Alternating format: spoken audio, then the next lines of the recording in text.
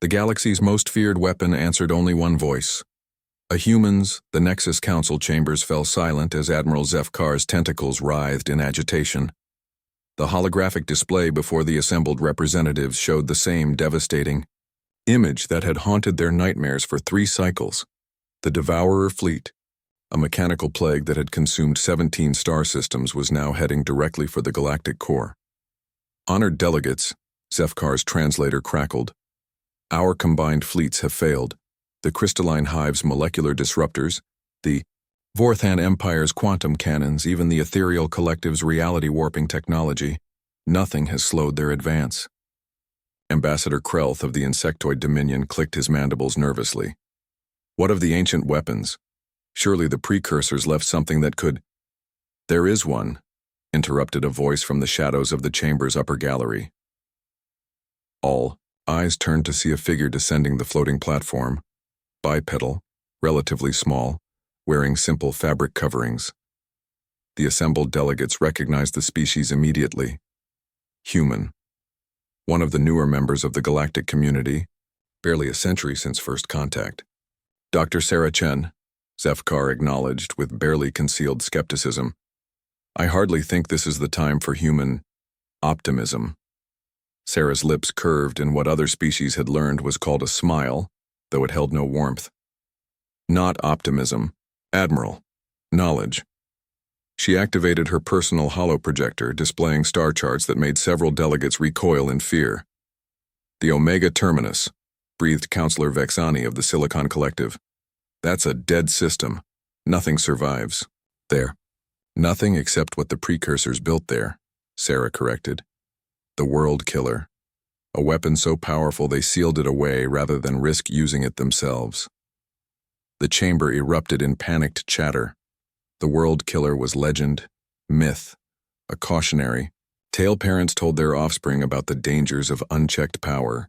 Even if such a thing existed, Zefkar's voice boomed over the chaos. The precursors' biolocks ensure only their genetic descendants could activate it. They've been extinct for 1,000,000 years. Sarah's smile grew wider. That's where you're wrong, Admiral. Humans aren't just another species that happened to evolve intelligence. We're the children they never got to raise. The silence that followed was absolute. Impossible, whispered Krelth. The genetic drift alone over such a time span would normally make it impossible, yes, Sarah agreed. But the precursors didn't leave their legacy to chance. They seeded worlds across the galaxy with genetic markers, dormant sequences that would only activate under specific conditions. Humanity's rapid technological advancement, our unique neural patterns, our seemingly irrational courage in the face of impossible odds, these aren't evolutionary accidents. She manipulated the hologram, showing complex genetic sequences that painted a picture of deliberate design spanning eons. The Devourer fleet will reach Galactic Prime in 18 standard hours, Sarah continued. I can reach the Omega Terminus in 12, but only if I leave now. This is madness, Zefkar protested. You're asking us to stake the survival of trillions on a human theory about ancient mythology. I'm not asking, Sarah replied, her voice carrying a steel that made even the war-hardened Admiral step back. I'm informing you of what I'm going to do. The only question is whether you'll provide transport or if I'll have to steal a ship. 3 hours later, Sarah stood on the bridge of the fastest ship in the Nexus fleet, watching the twisted space around the Omega Terminus grow larger. Behind her, Captain Thorne, the only other human in the expedition, worked frantically at the navigation console. Sarah, he said quietly, the radiation levels are climbing past lethal. Even our shielding won't protect us much longer. Then we better hope I'm right about our heritage, she replied, her hands steady on the controls despite the ship's violent shaking. The World Killer station materialized out of the cosmic storm, like a fever dream made real, a structure larger than most moons, its surface writhing with energy patterns that hurt to look at directly. As they approached, scanning beams lanced out from the station, probing their ship with an intelligence that felt ancient and vast. Then, impossibly, the weapons powered down. Docking bays opened like welcoming arms.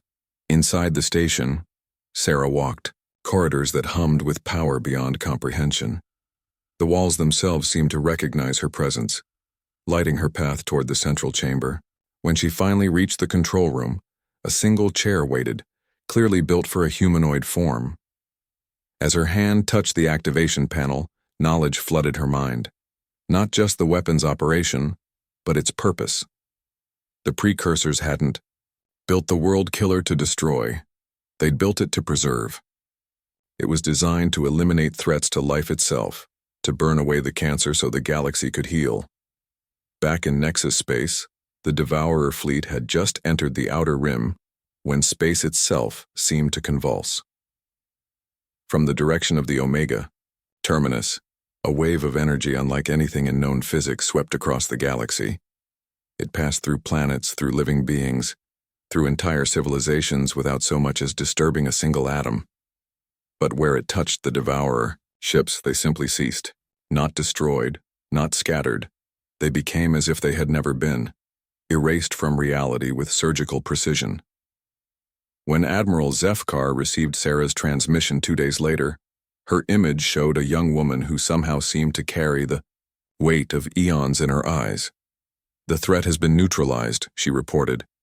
"The world killer has returned to dormancy. But Admiral, the galaxy needs to understand something. Humanity didn't just inherit the precursors' weapons. We inherited their responsibility, and we take that responsibility very seriously."